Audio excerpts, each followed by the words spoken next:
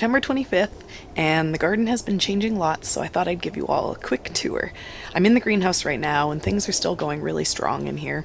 It's gotten cool over the last kind of couple weeks, I'd say, and nighttime temperatures have started to drop a lot. I have my heat on in my house, and I don't have to open up the greenhouse anymore. Right now it is quite warm and comfortable in here, but as soon as I open up the door, it just loses all the heat, and so it just it's been doing good. It's very happy. I mean, I don't know if you can see behind me here, but the plants, they're getting really massive still, and they're still flowering, and they're setting lots of fruit, so I'm really excited to see how long the tomatoes are gonna do in here. I'm hoping to still get a couple more picks out of them because I don't have as many tomatoes as I'd like to have. Behind me here, I don't know if you can see, but I got the eggplants and they're still going strong. I did a prune on them about a week and a half ago. They were just getting too bushy. They were taking up too much of the space in the greenhouse. So I pruned them down, hoping to get them to actually set fruit with the flowers that they had and to ripen up the fruit that's already on there. So really happy with the greenhouse. I wouldn't be surprised if I still have a few more weeks of good, strong summer style growth in here. Gotta make sure to close this. The squashes are still doing really good. I picked a bunch of them out already just to encourage the plant to ripen up the few that are still on there, but it's still flowering, it's still setting fruit, and we haven't really had any dieback other than what had already died back kind of a month and a half ago just from too much heat. So they probably still have 2 more weeks to go before it's completely done. All my fall beds, like this one here especially, they've really started to grow in the last 2 weeks with the cooler weather. I was surprised how much they've started thriving with the cooler weather. It really goes to show that things like the kale and the Swiss chard, they just don't really like the summer heat that we get here, which, you know, it makes them ideal for fall and spring plantings.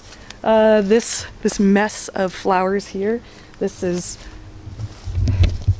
my tomato patch. It's gotten really overgrown here with all the radish flowers, and I am almost ready to pull them out. I've harvested so much off of it. I actually have a couple bags of them in the freezer, and I'm getting to the point that I just have more than I know what to do with. There's only so many I can eat, and the ones in the freezer I think are going to be really good in stir fries over the winter, but you know, there's a limit to how many radish pods I want.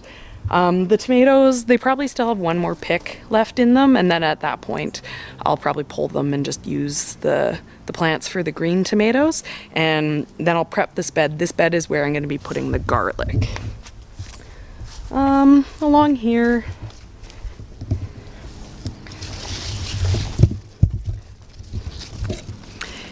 in this bed here, I have some radishes that I planted, and then also my leeks. My leeks have got some thickness to the stalk, so I'm gonna pull them out here soon, but I don't have a recipe that I'm gonna use them for. I'm just gonna freeze them up, so you know, there's no rush on them. They can handle a little bit of cooler weather, and I'm still really busy processing up tomatoes and things like that, so they're kind of lower on my list of priorities, so they get to just hang out in the garden. Not picking the plants is basically the best form of refrigeration you can get. One of our main beet beds here, it started to get kind of picked through. We're getting pretty close to have eaten most of the beets in there, so that I'll probably reseed with maybe some kale seeds and some walking onions and just have it kind of overwinter and ready to go for the spring. We have a crop of carrots. Leah's been eating them, well, and enjoying them a lot, so those, you know, they're perfect for garden snacks at this time of year because things are getting a little bit less prolific, so still gotta have something for the kids to eat. We have another bed of starts that I have in there, and it's growing pretty strong. Same with this bed here. This is one of my walking onion beds, and with cool weather, they've really started to grow. as well as like the kales that I have planted in here, and one of my other kale beds, which it's funny, it's been planted for almost 2 months now from starts, and it just hasn't done anything, but with finally getting some of the cool weather, it's started to do some growth too.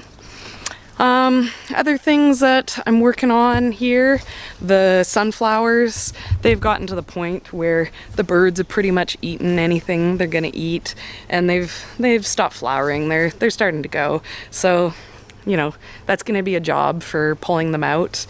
We have some grapes over on the grapevine. What Leah and I were using to make grape juice. There's actually a ton of grapes in here.